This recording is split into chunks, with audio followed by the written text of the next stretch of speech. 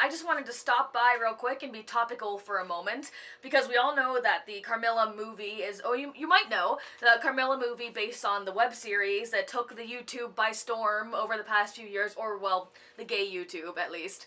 The movie is coming out in, like, a few days, so everyone's very excited, and my social media is constantly reminding me, you're doing a great job marketing. Everywhere that I look, I see like a poster or a picture hyping up the movie, so everyone's very excited, and I'm seeing it everywhere. And at the beginning of the month of October, I was like, oh, I really want like a spooky book to read to get me hyped up for Halloween, since, you know, it's like 70 degrees in New York because the world is dying and it doesn't feel like fall anymore, so I wanted to read something scary. Scary. So I ordered Carmilla, and I just finished it on my last subway commute, so now I want to talk about it for a sec. So firstly, it's much shorter than I anticipated, because whenever you Google Carmilla, like, one of the first things that you'll see that comes up is that there's a theory that Dracula took some ideas and themes from Carmilla, because Dracula was written 25 years after Carmilla was written. So Carmilla is kind of considered to be one of the first vampire novels, and because Dracula is the vampire novel, some people have a theory that he may have taken some ideas from Carmilla. So because that's like one of the first things you see whenever you look up the book, I thought, I was expecting a book of Dracula length, but Carmilla it's not even 100 pages, at least the translation I have, or the adaptation, whatever, that I have, is 85, 90 pages long, so it's a short read. So I had to do like chapter by chapter on the subway and just really savor it to make it last, because you could get through it in like 3 hours if you really wanted to. So that was the first thing that I noticed. Yeah, it's small. The author is Joseph Sheridan. God, look how pixelated this cover is. You can tell I paid like $4 for it on Abe Books. But the author was an Irish writer, and he liked gothic themes, obviously, and he also wrote mystery novels. And so the story, it's kind of impressive how well the web series mirrors this, as far as like the characters have the same names and the through line is the same. There's way more gayness in the web series, and they're actually in love in the web series. Not so much in Carmilla.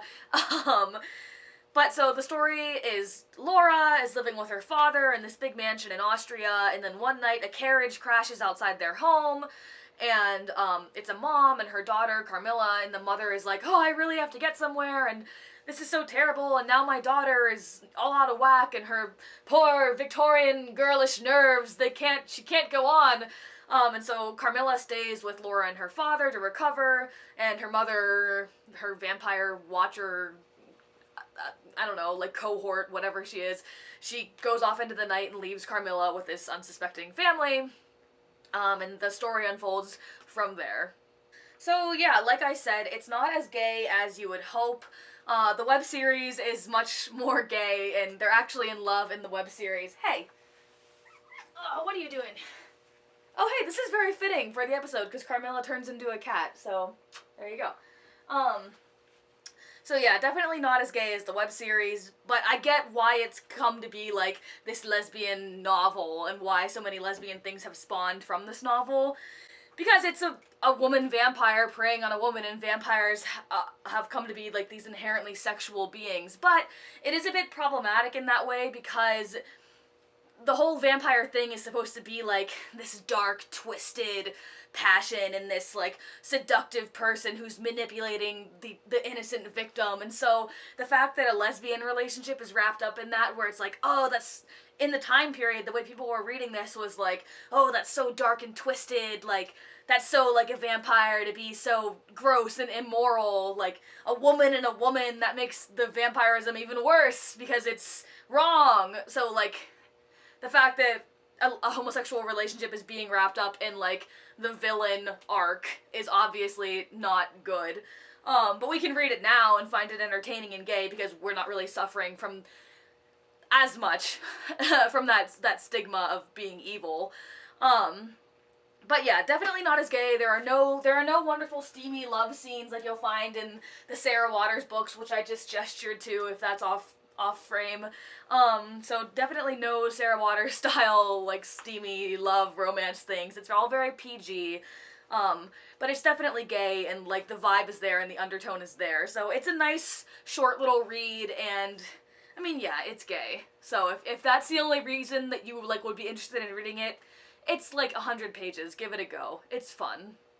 So yeah, I recommend it. I mean, if you like the web series and you want to see the original source material, or you want to learn about it or read it, why not? I mean, it's a short read. I got this for like less than $5 on the internet, and it's public domain. So if you have a Kindle, you should just be able to download it. I think that's how that works. I don't know. I don't have a Kindle because I really like having hard copies of things, as you can see. So yeah, I read it, I enjoyed it, it's fun and cute, and it reminded me that I really like the web series, and that I'm excited for the movie. Yeah, and it's Halloween-y, it's vampires, so check it out, I recommend it, and that's all I had to say about Carmilla, so have a great day. Bye! Ah! Oh, man. So I have these vampire teeth, you know, like the ones that you glue into your mouth, for Halloween, because I'm doing like a steampunk vampire thing maybe for one of my costumes, and that would have been perfect for this video, but I'm totally not gonna go back and do that because I have to go to work in like now. So I had these vampire teeth, they would have been cool, didn't do it. Have a great day.